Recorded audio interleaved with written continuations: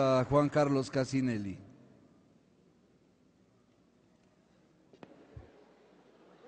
Gracias, señor presidente.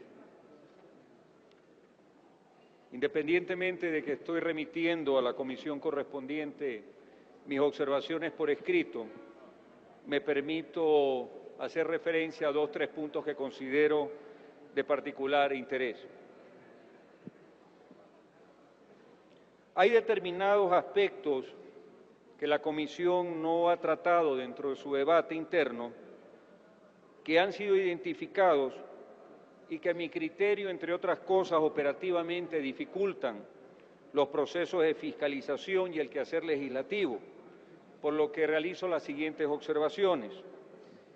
En primer lugar, creo que es importante aprovechar la necesidad de la reforma de esta ley para aclarar el tema de la subrogación de funciones. En el artículo 112 de la actual ley, en el inciso primero, en el caso de ausencia temporal o definitiva en las sesiones del Pleno de la Asamblea Nacional o en las comisiones especializadas, las y los asambleístas principales podrán ser reemplazados por los asambleístas suplentes. Esta disposición, si bien es clara, señor presidente, si por favor me ayuda a que los compañeros asambleístas hagan silencio para poder intervenir adecuadamente. Les invito a todos los que están en diálogos que por favor tengan consideración con quien está hablando. Continúa, asambleísta. Gracias, señor presidente. Me refería a que en el tema de la subrogación de funciones, la Ley Orgánica de la Función Legislativa apenas hace referencia de que los asambleístas alternos únicamente reemplazan a los principales en las sesiones de pleno y en las sesiones que tienen que ver con las comisiones correspondientes permanentes.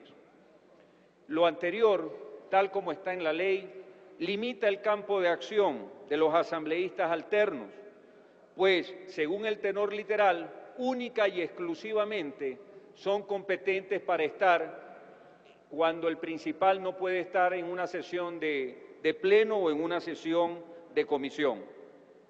Y según este artículo, tal como está expresado, los asambleístas no podríamos hacer uso, por ejemplo, del goce de una licencia sin sueldo, ya sea por vacaciones, por enfermedad, por el caso de la maternidad, paternidad o estudios, porque en ese caso el alterno solamente podría reemplazarlo cuando hubiera sesiones de pleno o cuando hubiera sesiones de comisión, de acuerdo a lo que actualmente establece la ley. Y el resto de los días, en la demás agenda legislativa que tiene relación con los asambleístas, no pudiera operar. Por esa razón, propongo que se sustituya el inciso primero del artículo 112 de la Ley Orgánica de la Función Legislativa por el siguiente, artículo 112, del reemplazo en caso de ausencia. En caso de ausencia temporal o definitiva, las y los asambleístas principales serán reemplazados por sus suplentes. En caso de ausencia temporal, la o el asambleísta principal comunicará del particular a la presidenta o presidente y a su suplente con la indicación de los días que se ausentará de su despacho y las sesiones en que no actuará. Un segundo paso, señor presidente, importante, es lo que tiene que ver con el procedimiento documental y de fiscalización. En cuanto a los tiempos de las comparecencias, consideramos que la ley orgánica tiene una deficiencia en cuanto a la delimitación de los tiempos de las comparecencias de aquellas personas o funcionarios que son llamados por la comisión. El artículo 131, el artículo 76, de la ley orgánica, que tiene relación con la comparecencia, habla de un tiempo máximo de 40 minutos y que los asambleístas puedan formular preguntas relativas al cuestionario por un tiempo no mayor de 10 minutos cada uno, con un máximo de 2 intervenciones. La experiencia alcanzada denota, por lo menos en lo que tiene que ver con nuestra comisión, de que los tiempos son insuficientes y las intervenciones son atropelladas, precisamente con la finalidad de cumplir con esta disposición legal. En tal virtud, consideramos conveniente que se amplíe el tiempo de intervención en la comparecencia prevista en el 131 de la Constitución de 40 minutos a 90 minutos y el contenido a los asambleístas y el conferido a los asambleístas para formular preguntas de 10 a 20 minutos. Como tercer punto, consideramos indispensable que las comisiones, los presidentes de las comisiones tengan un voto dirimente, independientemente de que estas comisiones tengan una integración par o impar. Será de acuerdo a la conformación en cada sesión, de tal forma que no volvamos a sufrir las situaciones que tuvimos en meses pasados relacionadas a una falta de decisión en cuanto a las comisiones. Se sugiere entonces eliminar el último inciso del numeral cuarto del artículo 26 de la Ley Orgánica de la Función Legislativa y sustituir el segundo inciso de ese mismo artículo por el siguiente. Las comisiones adoptarán sus decisiones por mayoría absoluta de sus integrantes. La presidenta o presidente de la comisión especializada o permanente tendrá voto dirimente.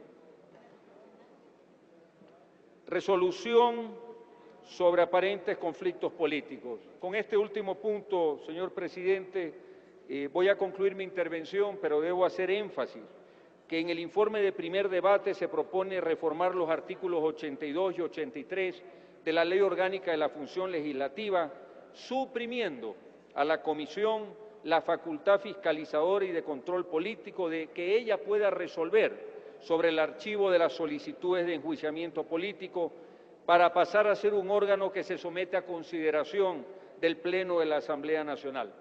Al respecto debo indicar mi desacuerdo total con esa particular opinión, toda vez que es en la Comisión de Fiscalización donde se debe resolver, tal como está en la ley, si procede o no procede en un momento dado el archivo o la continuación de un juicio político.